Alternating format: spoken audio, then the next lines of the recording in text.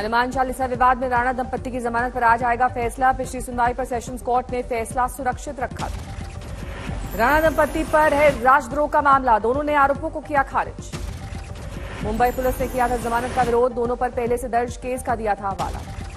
राणा दंपत्ति के वकील की दलील नहीं बनता देशद्रोह का केस। वकील ने कहा राणा दंपत्ति का 8 साल का बेटा घर में है अकेला। राणा दंपत्ति मातोश्री के बाहर हनुमान चालीसा पर अड़े थे, कई घंटे के बवाल के बाद किए गए थे गिरफ्तार। कल महाराष्ट्र के औरंगाबाद में एमएनएस प्रमुख राज ठाकरे ने की थी रैली। उद्धव सरकार को दी चुनौती, 4 मई तक मस्जिद से नहीं हटे लाउडस्पीकर तो आगे हम उनकी नहीं सुनेंगे। सीएम उद्धव ठाकरे पर राज ठाकरे का निशाना, कहा लाउडस्पीकर से नहीं रुका अजान तो मस्जिदों के बाहर पढ़ेंगे हनुमान चालीसा। रैली में बोले राज ठाकरे, अब महाराष्ट्र के हर जिले में करूंगा रैली। बोले शरद पवार को कहा नास्तिक तो उन्हें लगी मिर्ची। अपना इतिहास समझने को राज ठाकरे ने बताया जरूरी, कहा जो समाज इतिहास भूलता है उसका बदल जाता है भूगोल। महाराष्ट्र के अलग अलग जिलों से हजारों समर्थकों का जत्था पहुंचा औरंगाबाद। राज ठाकरे को सुनने के लिए कार्यकर्ताओं में उत्साह। राज ठाकरे की रैली से पहले एमएनएस सुप्रीमो पर बरसे सीएम उद्धव ठाकरे, कहा कुछ लोग हमेशा अपना झंडा बदलते रहते हैं। मुंबई में सीएम उद्धव की रैली, कहा पहले वो गैर मराठी पर करते थे हमला, अब गैर हिंदुओं को बना रहे निशाना। शिवसेना पर एमएनएस का पलटवार, का सिर्फ मुसीबत के वक्त ही बालासाहेब ठाकरे को याद करती है शिवसेना। बीजेपी शिवसेना पर बरसे वो वैसी कहा सत्ता में रहते इन्हें दिखी लाउडस्पीकर से होने वाली दिक्कत। राज ठाकरे पर आम आदमी पार्टी का तंज, बोले सौरभ भारद्वाज मीडिया में सुर्खियां बटोरने के लिए पूरा प्रोपेगेंडा। मुंबई की मेयर और शिवसेना नेता किशोरी पेडनेकर का बयान, मंदिर मस्जिद से हटाए जाएं लाउडस्पीकर, सभी से शांति बनाने की अपील की। शिवसेना नेता किशोरी पेडनेकर ने कहा राज ठाकरे ने अगर कुछ आपत्तिजनक कहा तो उस पर होगी कार्रवाई, कानून सबके लिए है एक। हल्द्वानी में हनुमान चालीसा को लेकर विवाद, पाठ करने वालों पर असामाजिक तत्वों ने किया हमला। हल्द्वानी में चालीसा पाठ करने वालों पर हमले के बाद तनाव, 10 आरोपी गिरफ्तार।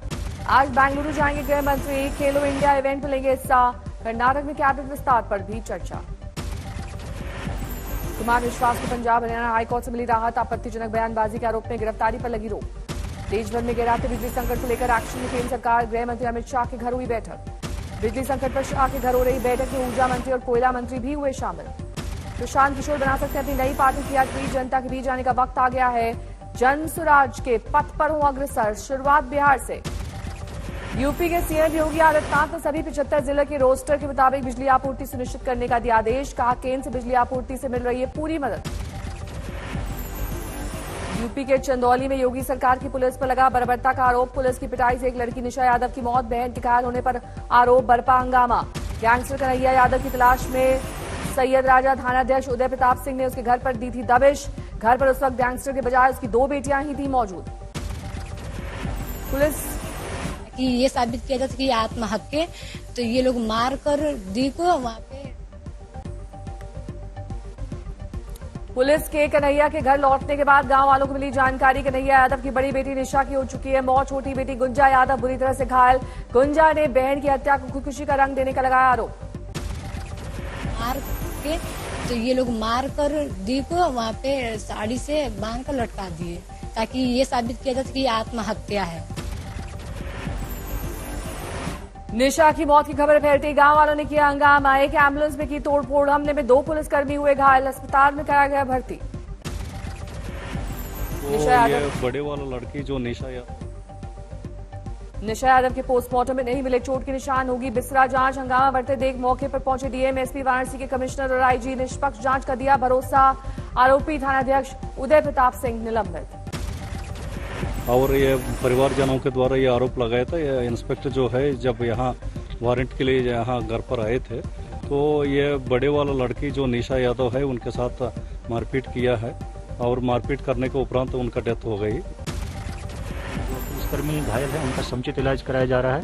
साथ ही जो मृतका है उसका जो है पोस्टमार्टम कराया जाएगा और इसके अतिरिक्त जो एक और छोटी बेटी है उसका भी इलाज किया जाएगा। चंदौली में धरने पर बैठे समाजवादी पार्टी के कार्यकर्ता एसपी विधायक प्रभु नारायण यादव ने कहा जांच में हुआ अन्याय तो चुप नहीं बैठूंगा।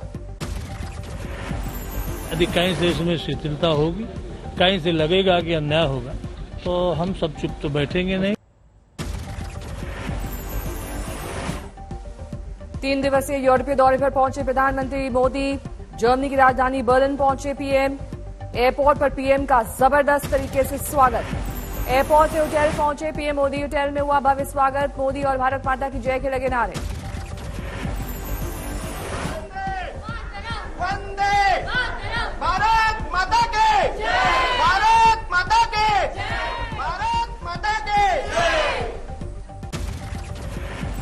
होटल में भारतीय समुदाय के बीच पहुंचे पीएम। एक बच्ची मान्या मिश्रा ने पीएम से खुद बनाई उनकी तस्वीर पर लिया ऑटोग्राफ। और मैंने जब उनको ये पेंटिंग दिखाई उन्होंने बोला शाबाश, और उन्होंने मेरे को ये सिग्नेचर दिया अपना, और उन्होंने अपने सिग्नेचर के ऊपर वंदे मातरम भी लिखा, इसलिए मैं बहुत खुश हूँ। बर्लिन में एक मासूम बच्चे ने पीएम को सुनाई राष्ट्रभक्ति वाली कविता। पीएम ने की प्रशंसा।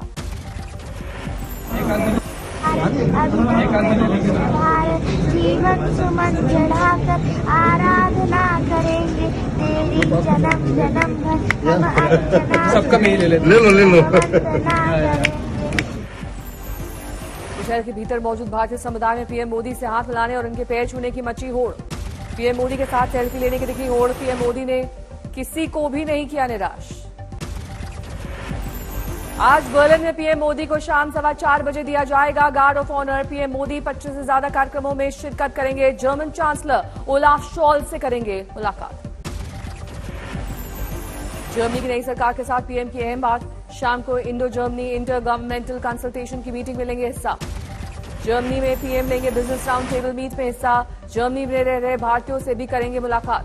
3 और 4 मई को डेनमार्क में रहेंगे पीएम। डेनमार्क के पीएम मेटे फ्रेडरिक्सन के साथ करेंगे द्विपक्षीय वार्ता। पीएम मोदी ने किया ट्वीट। दौरा ऐसे समय में हो रहा है जब क्षेत्र में कई चुनौतियों का सामना है। कूटनीति के लिहाज से पीएम का दौरा अहम। रूस से नाराज हैं कई यूरोपीय देश। बेंगलुरु में भारी बारिश के बाद बिगड़े हालात। कई जगह पानी भरा।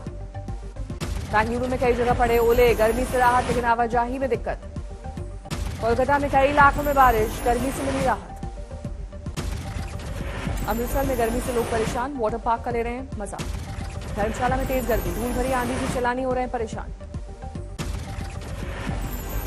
मुंबई से दुर्गापुर जा रहा स्पाइस जेट का विमान तूफान में फंसा। कई मुसाफिर घायल।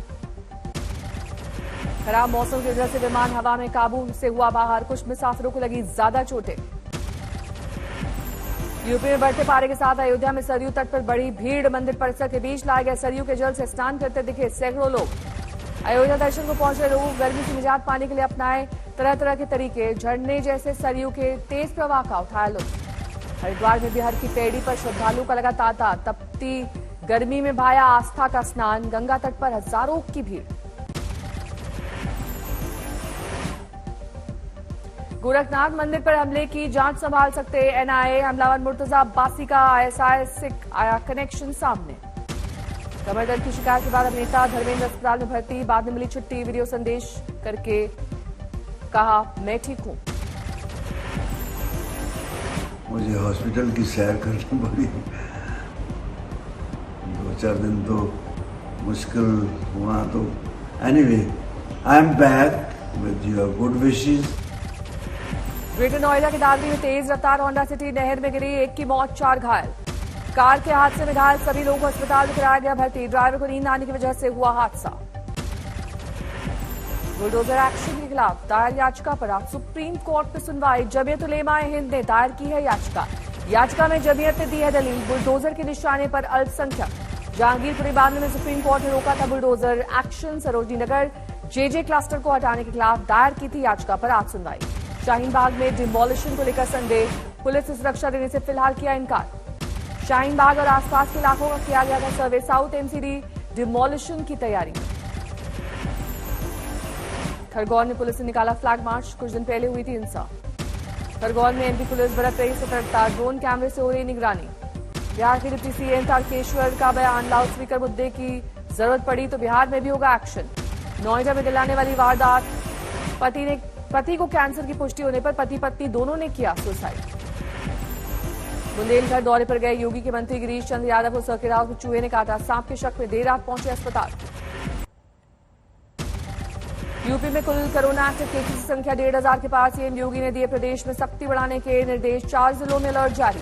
दिल्ली में 24 घंटे में 1,485 नए मामले। एक्टिव केसेस 6,000 के करीब।